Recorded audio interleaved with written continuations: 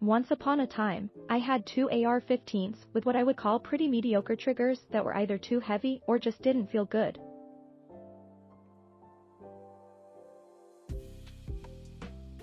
Inflation is driving prices for everyday things into the stratosphere, it looks like, and things being what they were, I needed budget-friendly options.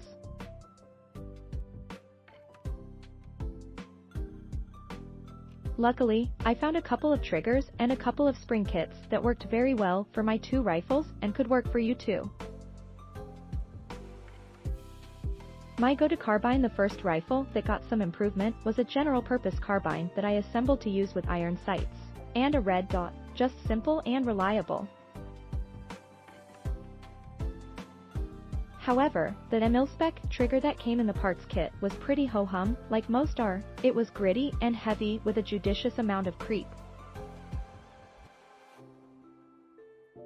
After a little internet sleuthing, I settled on a nickel Teflon single-stage trigger from Schmid tool, which checked all of the boxes for what I was looking for.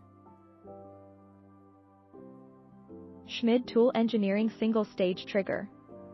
Photo courtesy of Brownells. If you've never heard of Schmid tool, that's okay. They've kind of flown under the radar while being an OEM supplier of triggers to some pretty big names in the industry. That's not to say that this trigger and those are all exactly the same. Manufacturers can specify the trigger in different ways to make it their own. The trigger pull weight on the Lyman digital gauge came to an average of 6 pounds 9 ounces for 10 pulls. Nickel Teflon triggers don't really do anything to lighten a trigger pull, but it will provide a smoother trigger pull. Getting on this trigger can best be described as a no-muss, no-fuss affair. There wasn't any creep or stacking as I applied pressure to the trigger, and I describe the break as carrot-like, with a very firm and positive reset. At the range, I was stacking rounds on top of one another at 50 yards using the red dot and easily pushed it out to 300 yards on chest-sized plates. For about $40 from Brownells, it's a near-perfect match for any general-purpose carbine. I ended up circling back around to Schmid tool and their two-stage nickel boron trigger sold under the Aero Precision brand. I picked this trigger up and a spring kit from JP Enterprise that I'll get into in just a bit. That's a little higher than the advertised 4.5 pull, but it is worlds better than the OEM setup. Combining the Schmid two-stage trigger with JP Enterprise springs yielded fantastic results for the money.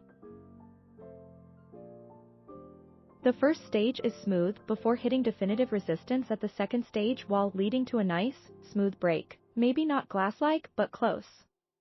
The reset is a short, positive click, then it's right back into the wall again for a follow-up shot. These are really designed to be used with JP's own triggers, but they can also be used with other triggers, although the results may vary. For only $11, I bought a JP service rifle spring kit to see how it would work out. Starting with my general-purpose carbine, I replaced the trigger, hammer, and disconnector springs with those from the service rifle spring kit, and it wasn't good. The overall feel of the trigger seemed worse with the introduction of some creep during initial take-up that gave the impression the trigger pull weight was heavier. In actuality, the average trigger pull weight was reduced slightly to just over 6 pounds, but that alone wasn't enough to get me past the dry fire stage, before I put the OEM springs back in. Dropping the service rifle spring kit in with the two-stage trigger yielded the most surprising results, mainly the reduction in trigger pull to 3 pounds 10 ounces.